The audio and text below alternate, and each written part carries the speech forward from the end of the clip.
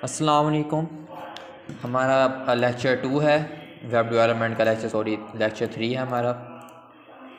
अब हम इस लेक्चर में हमने जो टैग्स पढ़ने थे हम उनको देख लेते हैं। नोटपैड ओपन कर देते हैं।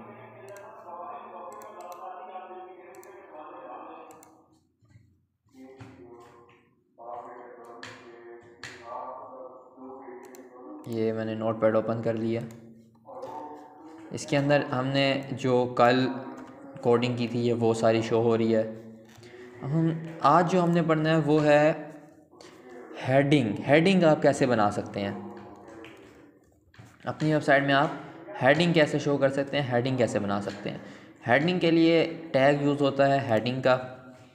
हेडिंग का टैग एच के सिंबल से रिप्रेजेंट किया जाता है और फिर हेडिंग के टैग को बंद कर दिया जाता है, जो कि हमें पता है कि सिर्फ स्लैश का फ़र्क होता है टैग को बंद करने में और ओपन करने में। अब आप हेडिंग के अंदर जो लिखेंगे वो आपकी हेडिंग नुमा शो होगा। हेडिंग, अब फॉर एग्ज़ाम्पल मैं लिख लेता हूँ HTML कोर्स। अच्छा, ये आपकी HTML5 जो लेटेस्ट हम यूज़ कर रहे हैं इसके अंदर 5 तरह के टैग 6 तरह की हेडिंग्स यूज़ होती हैं। H1, H2, H3, H5, H4, H6 ये यूज़ होती हैं। अब हम ये H1 हमारी है तो हम इसको H1 देंगे कि भाई ये हमारी हेडिंग 1 है। उसके बाद अब जब हम Ctrl+S करके सेव करेंगे और अपनी ब्राउज़र पे जाके इसको F5 से रिफ़्रेश करेंगे तो अब देखें HTML कोर्स, ये हेडिंग्स इसलिए आ रहा है, हमने वहाँ हेडिंग लिखा था, ये आपको मैंने बताने के लिए। अब मैं Ctrl+S करके वहाँ जाके चेक करता हूँ तो आप देखें HTML कोर्स एक हेडिंग नुमा शो हो रहा है, HTML कोर्स, और उसके नीचे जो हमने कल टाइपिंग की थी वो शो हो रही है। अब मैं चाहता हूँ कि ये जो मेरी हेडिंग है ये सेंटर में आ जाए, तो इसके लिए मैं क्या करूँगा, इसके लिए मैं इसके अंदर ही प्री टैग यूज़ करूँगा। हमें पता है प्री टैग जो होता है वो जो हम टैग ओपन करते हैं उसके अंदर यूज़ किया जाता है। अब इसके अंदर मैं स्पेस दे के प्री टैग यूज़ करता हूँ अलाइन का। हेडिंग को या किसी भी चीज़ को सेंटर में लाने के लिए जो टैग यूज़ होता है वो अलाइन का होता है। Align is equal to inverted commas में लिखते हैं जो हमने काम करना होता है। मैं चाहता हूँ कि ये सेंटर में आ जाए। अब मैं इसको Ctrl+S करता हूँ, align is equal to centre. अब मैं वहाँ जाके चेकआउट करता हूँ F5, देखें अब ये सेंटर में आ गया। उसमें हमने प्री टैग यूज़ किया सेंटर का, align is equal to centre, तो वो सेंटर में आ गया। अब इसी तरह अगर मैं चाहता हूँ कि ये राइट पे आ जाए तो उसके लिए क्या करूँगा, RIGH राइट।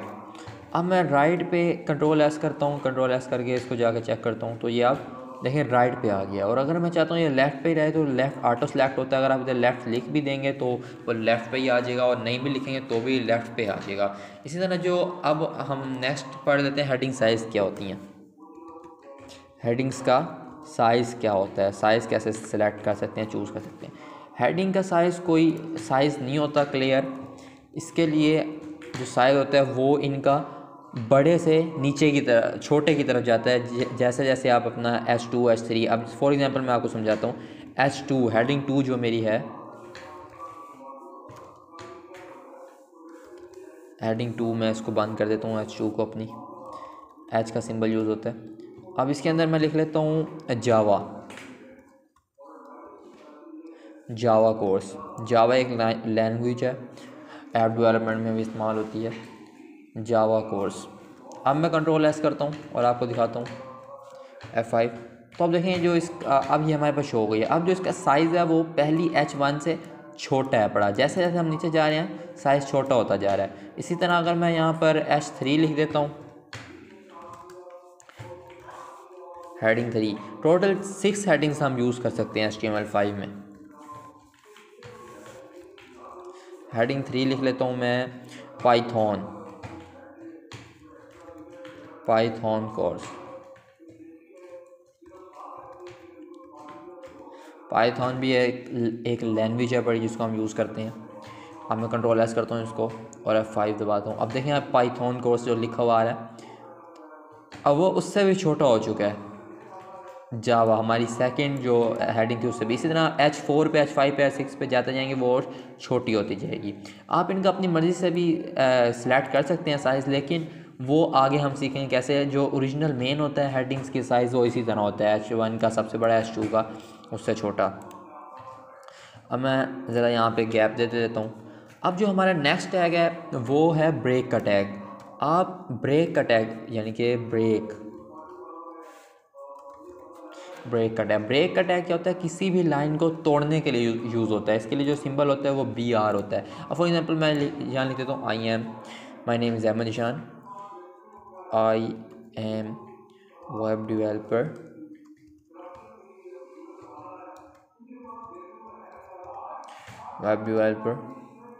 अच्छा, फॉर एग्जांपल हमने यही लिख दिया है, web developer and also provide information.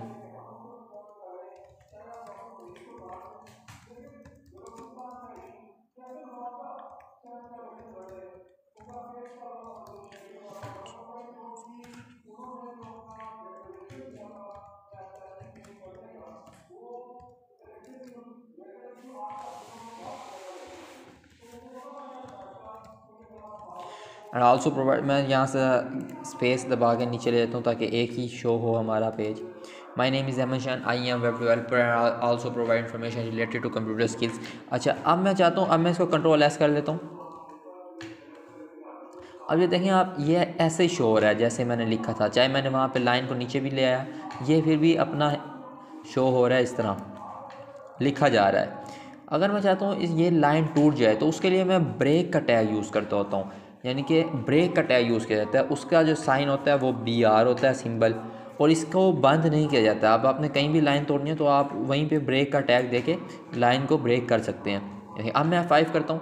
अब जहाँ मैंने डेवलपर के आगे BR किया था, BR यानी कि लाइन तोड़ी थी, तो वो वहाँ से लाइन टूट के नेक्स्ट लाइन स्टार्ट हो गई है। इसी तरह अगर मैं अब रिलेटेड के आगे भी BR लगा देता हूँ, ब्रेक लगा देता हूँ, तो उसके बाद टू कंप्यूटर जो है वो नीचे वाली लाइन में शो हो जाएगा। Ctrl+S किया, वहाँ पे जाके F5 देखें, टू कंप्यूटर स्किल्स। इस तरह हमने लाइन को तोड़ दिया, डिवाइड कर दिया। अब मैं इसको एंटर कर देता हूँ। अगर मैं लिखता जाता तो ये ऐसे ही लिखा जाता। एक मिनट, मैं आपको F5 करता हूँ, Ctrl+S। अब देखें, ओह सॉरी, यहाँ से मैंने पूरे ख़त्म कर दिया। बहरहाल अगर मैं इधर कुछ भी लिखता, कुछ भी टाइप करता, तो वो ब्रेक ना होता बल्कि टाइप होता ही चला जाता, इवन के ये सारा यहाँ तक आ जाता, फिर जाके लाइन नया स्टार्ट होती। लेकिन अगर हम ब्रेक लगा देंगे तो आप अपनी मर्ज़ी से उसको तोड़ सकते हैं। जो नेक्स्ट टैग है हमारा वो है, आप लाइन कैसे पुट कर सकते हैं अपनी वेबसाइट में। उसके लिए टैग यूज़ होता है HR का। लाइन हमने, ये ब्रेक हो गया, लाइन।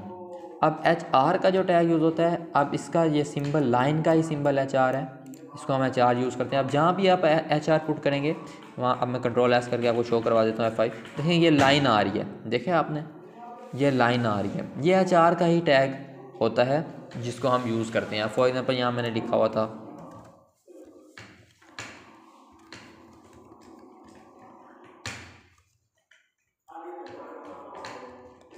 कोई भी नाम ले लेते हैं हम, या हम दे देते हैं